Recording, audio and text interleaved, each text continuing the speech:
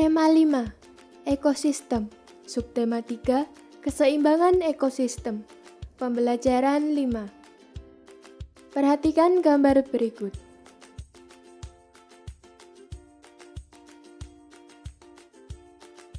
Udin bersemangat sekembalinya dari kegiatan olahraga. Ia terlihat bugar dan siap dengan kegiatan berikutnya. Tiba-tiba, ia dikejutkan dengan suara kentongan yang cukup keras berasal dari perkampungan di dekat sekolah. Bunyi kentongan bambu itu menunjukkan ada kebakaran di sekitar situ. Ketika ia hendak keluar halaman sekolah, para guru memintanya untuk tetap berada di sekolah, karena kebakaran terjadi jauh dari sekolah. Dari kejauhan, Udin dapat melihat asap mengepul dari bukit dekat perkampungan penduduk. Udin ingin tahu mengapa kebakaran itu bisa terjadi. Apakah kebakaran tersebut karena ulah manusia atau kebakaran karena kemarau? Apapun penyebabnya, ekosistem di bukit itu pasti mengalami perubahan.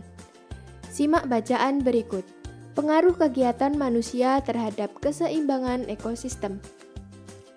Keseimbangan lingkungan dapat terwujud apabila terjadi keselarasan dan keseimbangan antara komponen biotik dan abiotik.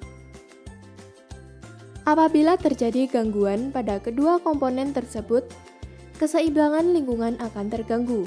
Sejauh ini, diketahui terdapat dua jenis faktor yang menyebabkan perubahan keseimbangan di dalam ekosistem, yaitu faktor alami dan faktor manusia. Faktor alami yang menyebabkan perubahan keseimbangan lingkungan adalah peristiwa alam. Peristiwa alam yang menimbulkan bencana disebut bencana alam. Bencana alam seperti letusan gunung berapi, banjir, tanah longsor, kebakaran hutan, badai, dan tsunami dapat mengakibatkan terputusnya rantai makanan. Bencana alam tersebut terjadi secara alami dan tidak disebabkan oleh kegiatan manusia.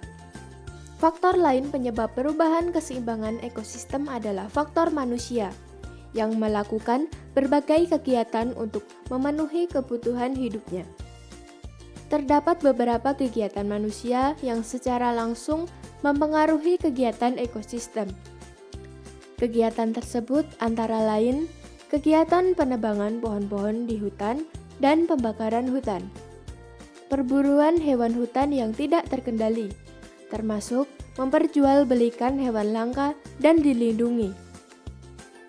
Kegiatan lain berupa pemakaian pupuk buatan yang berlebihan, kegiatan pembuangan sampah dan limbah secara sembarangan, serta beberapa kegiatan lainnya yang mencemari lingkungan. Penebangan pohon di hutan jelas akan merusak ekosistem hutan dan menghilangkan fungsi tumbuhan sebagai penahan air dan penghasil oksigen. Pembakaran hutan mengakibatkan terbunuhnya berbagai jenis organisme hutan yang mempunyai peran untuk mempertahankan keseimbangan ekosistem. Demikian halnya dengan pemburuan hewan hutan secara sembarangan, serta penangkapan berbagai satwa langka dan dilindungi. Tindakan-tindakan ini berakibat pada terganggunya rantai makanan dan jaring-jaring makanan, serta punahnya beberapa jenis satwa. Kegiatan pertanian intensif yang menginginkan hasil panen dalam jumlah besar pada waktu yang singkat menyebabkan terjadinya pemakaian pupuk buatan secara berlebihan. Pada saat yang sama, pengendalian hama pun dilakukan dengan menggunakan zat-zat kimia yang berbahaya. Kedua kegiatan ini akan merusak tanah, tempat sumber makanan, dan tempat tinggal berbagai jenis organisme. Penggunaan insektisida buatan juga akan membunuh hewan-hewan selain hama yang mempengaruhi keseimbangan ekosistem. Kegiatan lain manusia yang menimbulkan dampak yang sangat besar adalah kebiasaan membuang sampah dan limbah berbahaya secara sembarangan. Kegiatan ini akan menimbulkan pencemaran lingkungan yang berakibat fatal bagi komponen-komponen ekosistem yang tinggal di dalamnya. Tidak hanya itu, Berbagai jenis kegiatan manusia akan menimbulkan pencemaran air, tanah, udara, bahkan bunyi. Semuanya menyebabkan terganggunya keseimbangan ekosistem. Perhatikan peta pikiran tentang keseimbangan ekosistem berikut.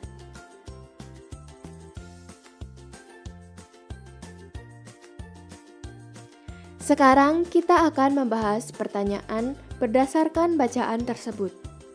1. Apa sajakah faktor-faktor yang mempengaruhi keseimbangan ekosistem? Faktor alami dan faktor manusia. 2. Mengapa manusia mempunyai andil besar terhadap keseimbangan ekosistem?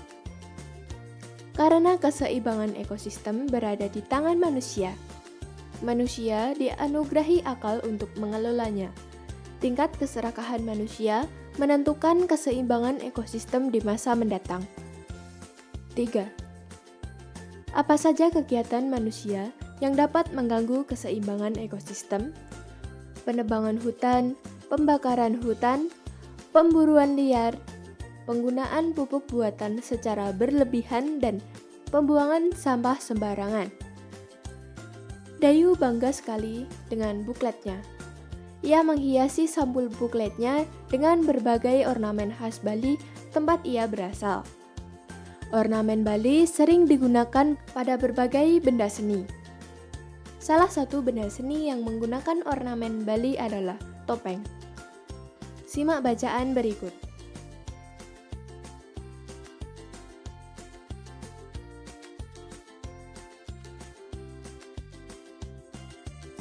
Keunikan topeng Nusantara. Topeng merupakan penutup wajah yang biasanya terbuat dari kayu, kertas, atau bahan-bahan lainnya. Di wilayah Nusantara, topeng memegang peranan yang penting.